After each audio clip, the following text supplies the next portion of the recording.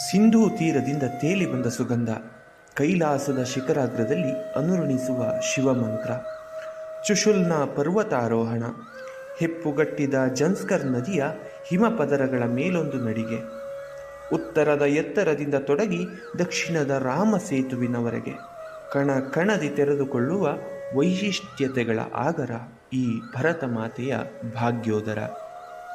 ಇಲ್ಲಿನ ಉದಕಕ್ಕೆ ದಿವ್ಯ ಮಂಗಳ ಶಕ್ತಿ, ಇಲ್ಲಿನ ಮಣ್ಣಿಗೆ ಸರ್ವಸಾರದ ಭುಕ್ತಿ, ಇಲ್ಲಿನ ಹೆಣ್ಣಿಗೆ ಮಾತೃಸ್ಥಾನದ ಅಭಿವ್ಯಕ್ತಿ.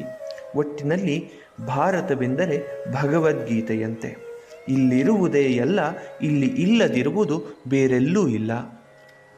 ಅದಕ್ಕಾಗಿಯೇ ಇಂದಿನ ಸ್ವಾತಂತ್ರ್ಯ ಶ್ರಾವಣ ಭಾರತದ ಬಾನಪಟಲದಲ್ಲಿ ಭಾಗ್ಯರೇಖೆ ಬರೆದ ದಿನ, ಅಳಿದ ದಿನಗಳ ನೆನಪ ಕಳೆಗೂಡಿಸಿ ತೆರೆದ ಕೋಮಲ ಕರದಿ ಭಾರತಾಂಬೆಯ ದಿವ್ಯಾಲಿಂಗನಕ್ಕೆ ಅಣಿಯಾದ ದಿನ, ಭವ್ಯ ಭಾಗ್ಯ ದೀವಿಗೆ ದಿವ್ಯ ಧ್ವಜವಾಗಿ ನಭೋಮಂಡಲದಲ್ಲಿ ಹಾರಾಡಿ ಭವ್ಯ ಸೌಂದರ್ಯ ಸೂಸುವ ಸುದಿನ.